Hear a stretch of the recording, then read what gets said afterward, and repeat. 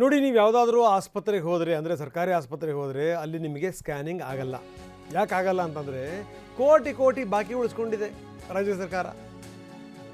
ಹೀಗಾಗಿ BPL card ಹೊಂದಿರುವಂಥವರು ಹೊರಗಡೆ ಹೋಗಿ ಮಾಡಿಸ್ಕೊಂಬರ್ಬೇಕು. ಇದೆಲ್ಲದರ ಜವಾಬ್ದಾರಿಯನ್ನು ಹೊತ್ತಿದ್ದು ಕೃಷ್ಣ ಡಯಾಗ್ನೋಸ್ಟಿಕ್ಸ್ ಸಂಸ್ಥೆ. ಅದಕ್ಕೆ ದುಡ್ಡು ಕೊಟ್ಟಿಲ್ಲ. ಹೀಗಾಗಿ ಅಲ್ಲಿ CT ಸ್ಕ್ಯಾನು ಮಾಡಲ್ಲ, MRI ಸ್ಕ್ಯಾನು ಮಾಡಲ್ಲ. ರಾಜ್ಯದ 13 ಜಿಲ್ಲಾಸ್ಪತ್ರೆಗಳಲ್ಲಿ ಈ ಸ್ಕ್ಯಾನಿಂಗ್ ಸೇವೆ ಬಂದಾಗಿದೆ. ಏನೋ ರೋಗಿಗಳು ಬರ್ತಾರಲ್ಲ, ಅವ್ರ ಕಥೆ ಏನಾಗಬೇಕು? ಏನು ವ್ಯವಸ್ಥೆ ಇದು? ಏನು ಹೇಳಬೇಕು ಈ ವ್ಯವಸ್ಥೆಗೆ?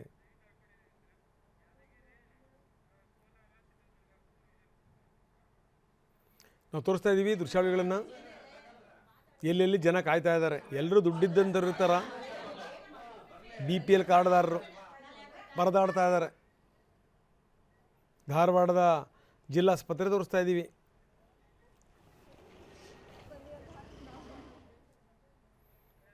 ಬೇರೆ ಬೇರೆ ಭಾಗದ ಆಸ್ಪತ್ರೆಗಳನ್ನು ತೋರಿಸ್ತಾ ಇದ್ದೀವಿ ನಾವು. ಜನ ಒದ್ದಾಡ್ತಾ ಇದ್ದಾರೆ. ಆರೋಗ್ಯ ಇಲಾಖೆ 140 ಕೋಟಿ ರೂಪಾಯಿ ಬ್ಯಾಲೆನ್ಸ್ ಇಟ್ಕೊಂಡಿದೆ. 140 ಕೋಟಿ. ಎಂಥ ಸ್ಥಿತಿ ನೋಡಿ. ಯಾದಗಿರಿ, ಧಾರವಾಡ, ಚಿತ್ರದುರ್ಗದ ದೃಶ್ಯಗಳನ್ನು ನಾವು ತೋರಿಸ್ತಾ ಇದ್ವಿ. ಇನ್ನು ಸ್ಕ್ಯಾನಿಂಗ್ ಸಿಗದೆ ಪರದಾಡ್ತಾ ಇದ್ರು ಅಂಥವ್ರಿಗೆ TV9 ನೆರವನ್ನು ಕೊಟ್ಟಿದೆ. ಶಿವು ಅನ್ನುವಂಥ ವ್ಯಕ್ತಿ ಉಚಿತ ಸ್ಕ್ಯಾನಿಂಗ್ ಸಿಗದೇ ಪರದಾಡ್ತಾ ಇದ್ರು ತುಮಕೂರಿನಲ್ಲಿ. ಅದಕ್ಕೆ TV9 ನೆರವಾಗಿದೆ. 5 ದಿನದ ಹಿಂದೆ ಅವ್ರ ತಂದೆಗೆ ಸ್ಟ್ರೋಕ್ ಆಗಿತ್ತು. ಶಿರಾಸ್ಪತ್ರೆಗೆ ಅವ್ರನ್ನ ಕರ್ಕೊಂಬಂದಿದ್ದರು. ಶಿವು ಅನ್ನುವಂಥ ಹುಡುಗ. MRI ಮಾಡಿಸಿ ಅಂತ ಹೇಳಿದ್ರು ಡಾಕ್ಟ್ರು. ನೋಡಿ, ಈ ಸ್ಟ್ರೋಕ್ ಆದಂಥ ಸಂದರ್ಭದಲ್ಲಿ ಅದಕ್ಕೊಂದು ಟೈಮ್ ಅಂತ ಇರುತ್ತೆ. ಅದಕ್ಕೆ ಗೋಲ್ಡನ್ ಪೀರಿಯಡ್ ಅಂತಾರೆ. ಅದಕ್ಕೆ 5 ರಿಂದ 6 ಗಂಟೆ. ಅಷ್ಟರ ಒಳಗಡೆಗೆ ಬಂದು ನೀವೇನಾದರೂ ಅದಕ್ಕೆ ಮುಂಜಾಗ್ರತಾ ಕ್ರಮಗಳನ್ನು ಕೈಗೊಂಡು ಆಪ್ರೇಷನ್ ಏನಾದರೂ ಮಾಡಿದರೆ ಅಥವಾ ಮೆಡಿಕೇಷನ್ ಶುರು ಮಾಡಿದರೆ ಬಚಾವ್. ಇಲ್ಲ ಅಂತಂದರೆ ಮುಗೀತು ಬದುಕು. ಯಾವ ಗೋಲ್ಡನ್ ಪೀರಿಯಡ್ ಈ ರೀತಿಯೆಲ್ಲ ಸ್ಟ್ರೈಕ್ ಆಗಬೇಕಾರೆ ಇಂಥ ಸ್ಥಿತಿ. ಹೀಗಾಗಿ ಈ ಸಂದರ್ಭದಲ್ಲಿ ಕಷ್ಟದಲ್ಲಿದ್ದರು ಕುಟುಂಬ. ಆ ಕುಟುಂಬಕ್ಕೆ TV9 ನೆರವಾಯಿತು. ನಿನ್ನೆ ಬೆಳಗಿದ್ದ ಓಡಾಡಿವಿ, ಅದಾಗಿರ್ಲಿಲ್ಲ. ನೀವು ಮೇಲ್ಗಡೆ ಎಲ್ಲ ಹೋಗಿ ಇದು ಮಾಡ್ಕೊಂಡು ಲಾಸ್ಟ್ ನೀವು TV9 ಬಂದು ಒಳಗಡೆ ಹೋಗಿ ರಿಕ್ವೆಸ್ಟ್ ಕೊಟ್ಟಿದ್ದಕ್ಕೆ ಇವಾಗ ಮಾಡ್ತೀವಿ ಅಂತ ಹೇಳಿದ್ದಾರೆ. ಥ್ಯಾಂಕ್ಸ್ ಸರ್ ನಿಮಗೆ. ಒಳಗಡೆ ಏನು ಹೇಳಿದ್ರು ಮಾಡ್ತಾರೆ ಸರ್. ಬ್ರೈನ್ ಸ್ಟ್ರೋಕ್ ಆಗಿದೆ, 2 ಡೇಸ್ ಅವರು 5 ಡೇಸ್ ಆಯ್ತು ಊಟ ತಿಂಡಿ ಬಿಟ್ಟು ಮಾಡಿಕೊಡಿ ಅಂದರೂ ಮಾಡಿರಲಿಲ್ಲ. ಸರ್ಕಾರದವ್ರು ಬೇಗ ಇದನ್ನೆಲ್ಲ ಕ್ಲಿಯರ್ ಮಾಡಿ ಬಡವರಿಗೆ ಬೇಗ ಇದು ಮಾಡ್ಬೇಕು. ಹಾಸ್ಪಿಟ್ಲ್ ಸೌಲಭ್ಯ ಮೇನ್ ಇರೋದು. ಆರೋಗ್ಯ ಸಮಸ್ಯೆ ಏನಿರುತ್ತೋ ಅವರು ಗ್ಯಾರಂಟಿ ಕೊಡೋದು ಬೇಡ, ಗ್ಯಾರಂಟಿ ಕೊಡೋದು ಬಿಟ್ಟು ಮೇನ್ ಹಾಸ್ಪಿಟ್ಲ್ ಖರ್ಚು ಏನಿದೆ ಎಲ್ಲ ಒದಗಿಸ್ಬೇಕು. ಸೌಲಭ್ಯ ಏನಿದ್ರು ಎಲ್ಲ ಕೊಡಬೇಕು. ಭಾಳ ಖುಷಿ ಆಗುತ್ತೆ ಸರ್. ನೀವು ಬಂದು ಮಾತಾಡಿಕ್ಕೆ ಇವಾಗ ನಮ್ಮ ಅಪ್ಪಗೆ ಇದು ಸ್ಕ್ಯಾನ್ ಮಾಡಕ್ಕೆ ಒಪ್ಪಿಗೆ ಕೊಟ್ಟಿದ್ದಾರೆ, ಮಾಡ್ತೀವಿ ಅಂತ ಹೇಳಿದ್ದಾರೆ. ತುಂಬ ಧನ್ಯವಾದಗಳು. ಇನ್ನು ಇದಕ್ಕೆ ಸಂಬಂಧಪಟ್ಟಂಗೆ ಆರೋಗ್ಯ ಸಚಿವರನ್ನೇ ಕೇಳಿದ್ವಿ ನಾವು. ಸ್ಕ್ಯಾನಿಂಗ್ ಮಾಡಿದ್ದೆಷ್ಟು, ಸರ್ಕಾರಕ್ಕೆ ಲೆಕ್ಕ ಕೊಟ್ಟಿದ್ದೆಷ್ಟು ಅಂತ ಕೇಳ್ತಾರೆ ಸಚಿವರು. ಆಯ್ತು ಸ್ವಾಮಿ, ಅದಕ್ಕೊಂದೇನು ಲೆಕ್ಕಪತ್ರ ಇಲ್ವ ನಿಮ್ಮ ಹತ್ರ? 143 ಕೋಟಿ ರೂಪಾಯಿ ಬರಲಿಕ್ಕೆ ಸಾಧ್ಯ ಇಲ್ಲ ಅಂತ ಹೇಳಿದ್ದೀವಿ. ಅದಕ್ಕೆ ಮಾರ್ಗಸೂಚಿ ಬೇಕು, ಎಷ್ಟು ಹಣ ಕೊಡಬೇಕು ಅಂತ. ಮಾರ್ಗಸೂಚಿ ಗೊತ್ತಾಗದೇ ನೀವು ಅವರಿಗೆ ಹೇಳಿದ್ರಾ ಮಾಡಿ ಅಂತ? ಅವ್ರ ಜೊತೆ ಚರ್ಚೆ ಮಾಡ್ತಾರಂತೆ, ಅಂತಿಮ ನಿರ್ಧಾರ ತಗೊಳ್ತಾರಂತೆ. ಏನಿದೆ ವ್ಯವಸ್ಥೆ?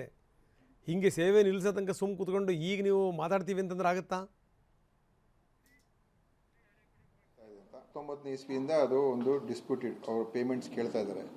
ಎಷ್ಟೋ 100 ಕೋಟಿ ರೂಪಾಯಿನೂ ಬೇಕು ಅಂತ. ನಾವು ಅಷ್ಟೆಲ್ಲ ಕೊಡೋಕ್ಕಾಗೋದಿಲ್ಲ ಅಂತ ಹೇಳಿ, ಯಾಕೆಂದರೆ ನಾವು ಮಧ್ಯದಲ್ಲಿ ಡಿಸೆಂಬರ್ ತಿಂಗಳಲ್ಲಿ ನಮ್ಮ ಸರ್ಕಾರ ಬಂದಮೇಲೆ ಡಿಸೆಂಬರಲ್ಲಿ ನಾವು ಎಲ್ಲ 2024 ಆಗಸ್ಟ್ ತಿಂಗಳಲ್ಲಿ ನಾವು ಸ್ವಲ್ಪ ನಮಗೆ ಗಮನಕ್ಕೆ ಬಂತು ಇದು ಎಕ್ಸೆಸ್ ಸ್ಕ್ಯಾನ್ಗಳಾಗ್ತಾ ಇದೆ ಅಂತ. ಆವಾಗ ನಾವು ಅದನ್ನು ಸ್ವಲ್ಪ ಪರಿಶೀಲನೆ ಮಾಡೋದು. ಆಮೇಲೆ ನಾವು ಹೊಸ ಸಿಸ್ಟಮನ್ನು ತೊಗೊಂಬಂದು ಸ್ಯಾಸ್ಟ್ ಮುಖಾಂತರ ಹೋಗಬೇಕು ಅಂತ. ಅದು ಮಾಡಿದ ನಂತರ ಏನು ಹಿಂದೆ ಸ್ಕ್ಯಾನ್ಗಳಾಗ್ತಾ ಇತ್ತು ಅದು ಆಲ್ಮೋಸ್ಟ್ ನಮಗೆ ಡೇಟಾ ಕೊಡ್ತೀನಿ 5 ಗಂಟೆಗೆ ಆಲ್ಮೋಸ್ಟ್ 30 to 40% ಕಮ್ಮಿ ಆಗೋಯ್ತು. ಅದು ನಾವು ಕೊಡಕ್ಕೆ ಬರಲ್ಲ ಅಂತ ನಾವು ಹೇಳ್ಬಿಟ್ಟಿದ್ದೀವಿ. ಮತ್ತು ನಾವು ಅವ್ರಿಗೆ ನೀವು ಹಿಂದೆ ಸ್ಕ್ಯಾನ್ಗಳು ತೊಗೊಂಡಿದ್ದಕ್ಕೆ ಯಾವ ಥರ ಸ್ಕ್ಯಾನ್ ತೊಗೊಂಡಿದ್ರಿ, ಅದು ಹೇಗೆ ಅಂತ ಡೀಟೇಲ್ಸ್ ಎಲ್ಲ ಕೇಳಿದ್ದು. ಅದು ಅವ್ರು ನಮಗಿನ್ನೂ ಕೊಟ್ಟಿಲ್ಲ ಅವರು. ಮತ್ತು ನಾವು ಈ ಹೊಸ ಸಿಸ್ಟಮ್ ತಂದ ಮೇಲೆ ನಾನು ಡೇಟಾ ಕೊಡ್ತೀನಿ 5 ಗಂಟೆಗೆ ಭಾಳಷ್ಟು ಡ್ರಾಪ್ ಆಯಿತು. ಪರ್ ಡೇ ಎಷ್ಟು ಸ್ಕ್ಯಾನ್ಸ್ ಅವರು ತೊಗೊಳ್ತಾ ಇದ್ರು ನಮ್ಮ ಸ್ಯಾಸ್ ಮುಖಾಂತರ ನೀವು ಮಾಡಿ ಅಂತ ಹೇಳಿದ ಮೇಲೆ ಭಾಳ ದೊಡ್ಡ ಪ್ರಮಾಣದಲ್ಲಿ ಅದು ಇಳಿಕೆ ಆಯಿತು. ಸೊ ಅದು ಒಂದು ಇಶ್ಯೂ. ಸೊ ನಾವು ಹೇಳೋದು ನೀವು ಹಿಂದಿನ ಸ್ಕ್ಯಾನ್ಸ್ನ ನಮಗೆ ಸರ್ಟಿಫೈ ಆಗಬೇಕು ಅಂತ ಕೆಲವು ವಿಚಾರಗಳದು ಅದೆಲ್ಲ ಅವ್ರು ಇನ್ನೂ ನಮ್ಗೆ ಕೊಟ್ಟಿಲ್ಲ. ಸೊ ತನಿಖೆ ಇಲ್ಲ ಅವ್ರು ನಾವು ಹೇಳಿದ್ದೀವಿ ಇಷ್ಟು ಕೊಡೋಕೆ ಬರಲ್ಲ ನಾವು ಅಂತ ಹೇಳಿದ್ದೀವಿ, ವಿ ಕೆನಾಟ್ ಪೇ ಅಂತ. ಅವ್ರು ಇಷ್ಟು 120 ಕೋಟಿ ಕೊಡಬೇಕು ಅಂತ 143 ಕೋಟಿ, ನಾವು ಅಷ್ಟೆಲ್ಲ ಕೊಡೋಕೆ ಬರೋದಿಲ್ಲ. ನಮ್ಮ ಲೆಕ್ಕಾಚಾರದ ಪ್ರಕಾರ ಎಷ್ಟಿದೆ ಅಷ್ಟು ಕೊಡೋಕ್ಕಾಗತ್ತೆ ಅಂತ ನಾವು ನೆಗೋಷಿಯೇಷನ್ ನಡೀತಾ ಇತ್ತು. ನೋಡಿ, ಇದು ಬಾರ್ಗೇನಿಂಗ್ ಅಲ್ಲ. ನಾನು ಸರ್ಕಾರದಲ್ಲಿ 50 ಕೋಟಿ 30 ಕೋಟಿ ನಾನು ಎಷ್ಟೇ ಕೊಡಬೇಕು ಅಂತ ಹೇಳಿದ್ರೆ ಯಾವ ಆಧಾರದ ಮೇಲೆ ಕೊಡಬೇಕು ಅಂತ ನನಗೊಂದು ಗೈಡ್ಲೈನ್ಸ್ ಬೇಕು. ಸೊ ನಮ್ಗೆ ಎಷ್ಟು ನ್ಯಾಯಯುತವಾಗಿ ನಮ್ಮ ಪ್ರಕಾರ ನಿಮ್ಗೆ ಎಷ್ಟು ಕೊಡಬೇಕು ಅಂತ ಈಗ ನಮ್ಮನ್ನ ಅವ್ರಿಗೆ ಪತ್ರ ಹಿಂದೆಲ್ಲ ಮಾತುಕತೆ ನಡೀತಾ ಇತ್ತು, ನಾವು ಅವ್ರಿಗೆ ಕನ್ವೇನೂ ಮಾಡಿದ್ದು. ಈಗ ಅಂತಿಮವಾಗಿ ನಾವು ಅವ್ರಿಗೆ ಕನ್ವೆ ಮಾಡಿಬಿಟ್ಟು ನೋಡಪ್ಪ ಇಷ್ಟು ಕೊಡೋಕ್ಕಾಗತ್ತೆ ನಮ್ಮ ಕಡೆಯಿಂದ. ಅವರು ಅದನ್ನು ಒಪ್ಕೊಳ್ದೆ ಹೋದರೆ ಅದು ಅವ್ರಿಗೆ ಬಿಟ್ಟಿರುವಂಥ ವಿಚಾರ. ಈಗ ಅವರು ಸ್ಥಗಿತ ಮಾಡಿದ್ದಾರೆ. ನಾವೀಗ ಆಲ್ಟರ್ನೇಟಿವ್ ಅದಕ್ಕೆಲ್ಲ ಅರೇಂಜ್ಮೆಂಟ್ಸ್ ಮಾಡ್ತಾ ಇದ್ದೀವಿ. ಈಗಾಗಲೇ ಕೆಲವು ಕಡೆ ಎಲ್ಲ ಆಗಿದೆ. ಇವತ್ತು ಕೋಲಾರಲ್ಲೂ ಕೂಡ ಆಲ್ಟರ್ನೇಟ್ ಅರೇಂಜ್ಮೆಂಟ್ ಆಗಿದೆ. ಬೇರೆ ಕಡೆನೂ ಇನ್ನೂ ನಾಳೆ ಅಷ್ಟೊತ್ತಿಗೆ ಎಲ್ಲ ಆಗೋಗ್ತದೆ. 19ನೇ ಇಸ್ವಿಯಿಂದ ಅದು ಒಂದು ಡಿಸ್ಪ್ಯೂಟೆಡ್, ಅವರು ಪೇಮೆಂಟ್ಸ್ ಕೇಳ್ತಾ ಇದ್ದಾರೆ. ಸೊ ಇದು ಸಂಗತಿ. ದಿನೇಶ್ ಗುಂಡೂರಾವ್ ಮಾತಾಡಿದ್ರು, ಸುದೀರ್ಘವಾಗಿ ಮಾತಾಡಿದ್ರು. ಆದರೆ ಸೊಲ್ಯೂಷನ್ ಏನು ದಿನೇಶ್ ಗುಂಡೂರಾವ್ರೆ? ಧಾರವಾಡದ ಸ್ಥಿತಿಗತಿಗಳನ್ನು ತೋರಿಸ್ತಾ ಇದ್ದೀವಿ. ಸ್ಕ್ಯಾನಿಂಗ್ ಸೆಂಟರ್ ಬಂದಾಗಿದೆ, ಪೇಷಂಟ್ಸು ಪರದಾಡ್ತಾ ಇದ್ದಾರೆ. ಅನುಮಾನ ಬಂತು ಸ್ಕ್ಯಾನಿಂಗ್ ಆಗಿರೋದ್ರ ಬಗ್ಗೆ, ಹೆಚ್ಚೆಚ್ಚಾಗಿ ಆಗಿದೆ. ಸರಿ, ಬಂದಾಗ ತನಕ ಸುಮ್ಮನಿರ್ಬೇಕಾ? ಮೊದಲೊಂದಿಷ್ಟು ಮಾತುಕತೆ ಮಾಡಬೇಕು, ಏನು ಎತ್ತ ಅಂತ. ತಪ್ಪಾಗಿದ್ರ ಮೇಲೆ ಕ್ರಮ ಜರುಗಿಸಿ, ರೂಲ್ಸ್ ತನ್ನಿ. ಇದ್ರ ಬಗ್ಗೆ ಕ್ಲಾರಿಟಿ ಸಿಗೋ ತನಕ ಯಾವುದೇ ಕಾರಣಕ್ಕೂ ನೀವು ಬಂದ್ ಮಾಡೋಂಗಿಲ್ಲ ಅಂತ ಬಂದ್ ಮಾಡ್ಕೊಂಡು ಕೂತ್ಕೊಂಡ್ಬಿಟ್ರೆ ಸರ್ಕಾರ ಹಂಗಿದೆ ನಂಗೆ ಆಗುತ್ತೆ. ನಿಮಗೆ ಯಾರ ಮೇಲೂ ಕಂಟ್ರೋಲ್ ಇಲ್ಲ. ಹಾಗಾದರೆ ಬಂದಾಗ್ಬಿಟ್ರೆ ಏನು ಮಾಡಬೇಕು ನೋಡಿ, ಆ ಅಜ್ಜನ ನೋಡಿ.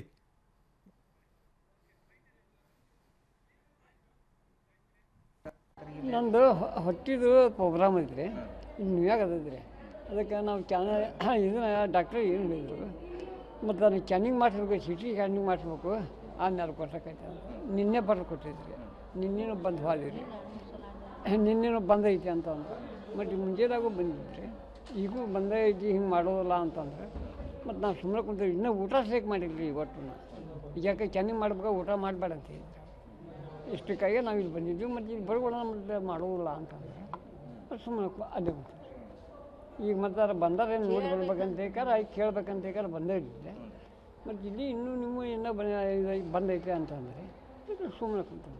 2-3 years ಪೆಂಡಿಂಗ್ ಐತಿ ಪೇಮೆಂಟ್, 143 crore. ನೀನಿಂದು ಮ್ಯಾನೇಜ್ಮೆಂಟ್ ಏನು ಹೇಳೋದಕ್ಕೆ ಸರ್ವಿಸ್ ಸ್ಟಾಪ್ ಮಾಡಿರಿ, ಓನ್ಲಿ ಎಮರ್ಜೆನ್ಸಿ ಕೇಸಸ್. ನೋಡಿ, ಆ ಯಜಮಾನ್ರು ಯಾರೋ ಮಾತಾಡ್ತಾ ಇದ್ರು, ಹೊಟ್ಟೆ ಸಮಸ್ಯೆ ಇದೆ, ಆದರೆ ನಮ್ಮ ವ್ಯವಸ್ಥೆಗೆ ತಲೆ ಸಮಸ್ಯೆ ಇದೆಯಲ್ಲ, ಮನಸ್ಸಿನ ಸಮಸ್ಯೆ ಇದೆಯಲ್ಲ.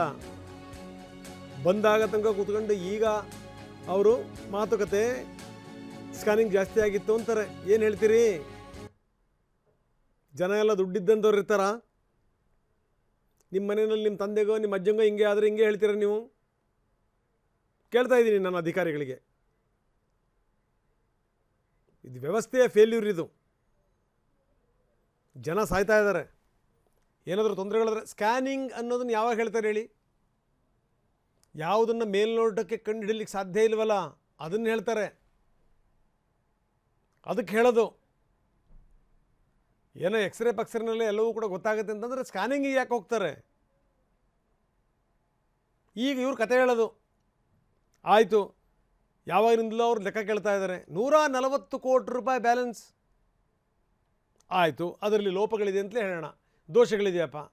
ಇಷ್ಟು ದಿವಸ ಏನು ಮಾಡ್ತಾಯಿದ್ರಿ? ಏನು ವ್ಯವಸ್ಥೆ ಅಧಿಕಾರಿಗಳೇನು ಕತ್ತೆ ಕಾಯ್ತಾ ಇದ್ದೀರಾ? ಕೂತ್ಕೊಂಡು ನಿದ್ದೆ ಹೊಡಿತಾ ಇದ್ದೀರಾ? ಈಗ ಹಾಳು ಪುರಾಣ ಬಿಡೋದು. ಈಗ ಮಾಡಿ, ತನಿಖೆ ಮಾಡಿ, ಲಿಸ್ಟ್ ತರಿಸ್ಕೊಳ್ಳಿ, ಎಲ್ಲದನ್ನು ನೋಡಿ. ಈ ಮನೆಯಲ್ಲಿ ಸಾಮಾನ್ಯ ಚೀಟಿ ಬಂದಿರುತ್ತಲ್ಲ, ಯಾವ್ಯಾವ್ದು ಎಷ್ಟೆಷ್ಟು ಕೆ ಜಿ ಕಳಿಸಿದ್ರು ಅಂತ, ಎಷ್ಟೆಷ್ಟು ಸ್ಕ್ಯಾನ್ ಮಾಡಿದ್ರು ಅಂತ ಎಲ್ಲ ನೋಡಾದ್ಮೇಲೆ ಒಂದು ನಿರ್ಧಾರಕ್ಕೆ ಬನ್ನಿ. ಯಾಕಂದರೆ ಅಲ್ಲಿ ಸಾಯ್ತಾ ಇರೋನು ನಿಮ್ಮಪ್ಪ ಅಲ್ಲ, ನಿಮ್ಮ ಅಜ್ಜ ಅಲ್ಲ. ಸಾಯ್ತಿರೋರು ಬಡವರು ಇದ್ರೇನು ಸತ್ರೇನು. ಯಾರು ಕೇಳ್ತಾರೆ? ನಾಚಿಕೆ ಆಗಬೇಕು ಒಂದು ವ್ಯವಸ್ಥೆಗೆ. ಶೇಮ್. ಬನ್ನಿ, ನಮ್ಮ ಪ್ರತಿನಿಧಿ ವಿನಯ್ ಈಗ ನಮ್ಮೊಂದಿಗೆ ನೇರ ಸಂಪರ್ಕದಲ್ಲಿದ್ದಾರೆ. ವಿನಯ್, ಏನ್ರಿ ಇದು ಇದು ಇದು ಇದು ದರಿದ್ರತನ. ದೈವ ಇದ್ದರೂ ದರಿದ್ರ ಅನ್ನುವಂಥ ಒಂದು ಮಾತಿದೆ. ಇದು ಬೆಸ್ಟ್ ಎಕ್ಸಾಂಪಲ್ ನೋಡಿ. ಇದು ಅದು ಯಾರೋ ಒಬ್ಬ ಗೂರ್ತಾ ನಿಂತ್ಕೊಂಡಿದ್ರು ಪಾಪ ಯಜಮಾನರು, ಇನ್ನೊಬ್ಬರೇನೋ ಹೊಟ್ಟೆ ಸಮಸ್ಯೆ ಅಂತ ನಿಂತ್ಕೊಂಡಿದ್ರು. ನಮ್ಮ ವ್ಯವಸ್ಥೆನವರು ಉದ್ದುದ್ದ ಭಾಷಣ ಬಿಗಿತಾರೆ. ಅದನ್ನು ಮಾಡ್ತೀವಿ, ಇದನ್ನು ಪರೀಕ್ಷೆ ಮಾಡ್ತೀವಿ, ಯಾರ್ಯಾರು ಎಷ್ಟೆಷ್ಟು ಸ್ಕ್ಯಾನಿಂಗ್ ಮಾಡಿಸ್ಕೊಂಡಿರುತ್ತೆ ಈಗ ನೋಡೋದಾ? ಬಂದಾದಮೇಲೆ ಏನು ನಡೀತಾ ಇದೆ, ಜನ ಹೆಂಗೆ ಪರದಾಡ್ತಾ ಇದ್ದಾರೆ ವಿನಯ್? ಖಂಡಿತ ರಂಗನಾಥ್, ಸದ್ಯಕ್ಕೆ ರಾಜ್ಯದಲ್ಲಿ ಸಿಟಿ ಸ್ಕ್ಯಾನ್ ಮತ್ತು MRI ಸ್ಕ್ಯಾನ್ ಇದು ದೊಡ್ಡ ಮಟ್ಟದಲ್ಲಿ ಬಡ ರೋಗಿಗಳ ಹೊಟ್ಟೆ ಮೇಲೆ ಹೊಡೆಯುವಂಥ ಪ್ರಯತ್ನ. ಯಾಕಂದರೆ ಕಳೆದ 3 ದಿವಸಗಳ ಹಿಂದೆ TV9 ಒಂದು ಸುದ್ದಿಯನ್ನು ಮಾಡಿತ್ತು. ವೈದ್ಯಕೀಯ ಆಸ್ಪತ್ರೆಗಳು ಅಂದರೆ ಸಾರ್ವಜನಿಕ ಆಸ್ಪತ್ರೆಗಳಲ್ಲಿ ಮೆಡಿಸಿನ್ಸ್ ಕೊರತೆಯನ್ನು ಕೂಡ ನಾವು ಬಿಚ್ಚಿಟ್ಟಿದ್ವಿ. ಸರ್ಕಾರದ ಆರೋಗ್ಯ ಇಲಾಖೆ ಬೊಕ್ಕಸದಲ್ಲಿ ಸಾವಿರಾರು ಕೋಟಿ ಹಣ ಇದ್ದರೂ ಕೂಡ ಖರ್ಚು ಮಾಡಿಲ್ಲ. ಈಗ ಸದ್ಯಕ್ಕೆ ಮೆಡಿಸಿನ್ಸ್ ಖರೀದಿಗೂ ಇಲ್ಲ, ಈ ಕಡೆ MRI ಮತ್ತು ಸಿಟಿ ಸ್ಕ್ಯಾನ್ಗೂ ಕೂಡ ಹಣ ಇಲ್ಲ ಅನ್ನೋಂಥದ್ದು ನಿಜಕ್ಕೂ ಕೂಡ ದೊಡ್ಡ ಮಟ್ಟದಲ್ಲಿ ಒಂದು ಜನರ ಮೇಲೆ ಸಮಸ್ಯೆ, ಗದಾಪ್ರವಾಹ, ದೊಡ್ಡ ಆತಂಕಕ್ಕೂ ಕೂಡ ಕಾರಣ ಆಗಿರುವಂಥದ್ದು. ಸದ್ಯಕ್ಕೆ ರಾಜ್ಯದ 13 ಜಿಲ್ಲಾ ಆಸ್ಪತ್ರೆಗಳ ವ್ಯಾಪ್ತಿಯಲ್ಲಿ ಸಿಟಿ ಸ್ಕ್ಯಾನ್ ಮತ್ತು MRI ಸ್ಕ್ಯಾನ್ ಅನ್ನು ನಡೆಸ್ತಾ ಇದ್ದಂತಹ ಏನು ಕೃಷ್ಣಾ ಡಯಾಗ್ನೋಸ್ಟಿಕ್ ಸಂಸ್ಥೆ ಏನಿದೆ, ಇದು ಸದ್ಯಕ್ಕೆ ತನ್ನ ಕಾರ್ಯವ್ಯಾಪ್ತಿಯನ್ನು ಸ್ಟಾಪ್ ಮಾಡಿದೆ. ಜನರಿಗೆ ಸಿಟಿ ಸ್ಕ್ಯಾನ್ ಮತ್ತು MRI ಅನ್ನು ಕಳೆದ 2 ದಿವಸಗಳಿಂದ ಸ್ಥಗಿತ ಮಾಡಿದೆ. ಇದಕ್ಕೆ ಸಂಬಂಧಪಟ್ಟಂತೆ ಆರೋಗ್ಯ ಸಚಿವರು ಒಂದಿಷ್ಟು ಸ್ಪಷ್ಟನೆಯನ್ನು ಕೂಡ ಕೊಡ್ತಾ ಇದ್ದಾರೆ. ಈ ಒಂದು ಡಯಾಗ್ನೋಸ್ಟಿಕ್ ಸಂಸ್ಥೆ ಏನಿದೆ, ಇದು 2019ರಿಂದನೂ ಕೂಡ ಕೆಲವೊಂದಿಷ್ಟು ಕಳ್ಳಾಟವನ್ನು ಆಡ್ತಾ ಬಂದಿದೆ. ಒಬ್ಬ ವ್ಯಕ್ತಿಗೆ ಡಬಲ್ ಅಂದರೆ ಕೈಗೆ ಬಲಗೈಗೆ ಏನಾದರೂ MRI ಬರೆದಂಥ ಸಂದರ್ಭದಲ್ಲಿ 2 ಕೈಗಳಿಗೆ ಮಾಡಿ ಬಿಲ್ಲನ್ನು ಹೆಚ್ಚಾಗಿ ತೆಗೆದುಕೊಳ್ಳುವಂಥದ್ದು, ಮಲ್ಟಿಪಲ್ ಸ್ಕ್ಯಾನ್ ಮಾಡುವಂಥದ್ದು, ಈ ರೀತಿಯಾಗಿ ಮಲ್ಟಿಪಲ್ ಮಾಡಿರುವಂಥ ಸರಿ, ಅದ್ರ ಜವಾಬ್ದಾರಿನ ಯಾರು ಹೊರಬೇಕು? ಅದ್ರ ಜವಾಬ್ದಾರಿನ ಯಾರು ಹೊರಬೇಕು? ಇಲ್ಲಿ ತನಕ ಏನು ವ್ಯವಸ್ಥೆ ಕತ್ತೆ ಕಾಯ್ತಾ ಇತ್ತಾ?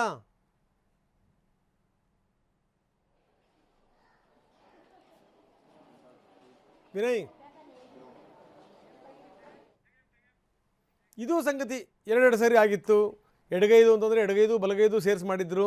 ಸರಿ ಸ್ವಾಮಿ, ಈ ಕಥೆನ ಯಾರಿಗೆ ಹೇಳ್ತೀರಿ? ಯಾರೋ ಸಾಯ್ತಾ ಬಿದ್ದಾಗ ಮೊದಲು ಸರಿ ಮಾಡಿ, ಇಲ್ಲಾಂದರೆ ಜನ ಉಗಿತಾರೆ, ನಿಮಗೆ ಮಂಗಳಾರತಿ ಎತ್ತಾರೆ.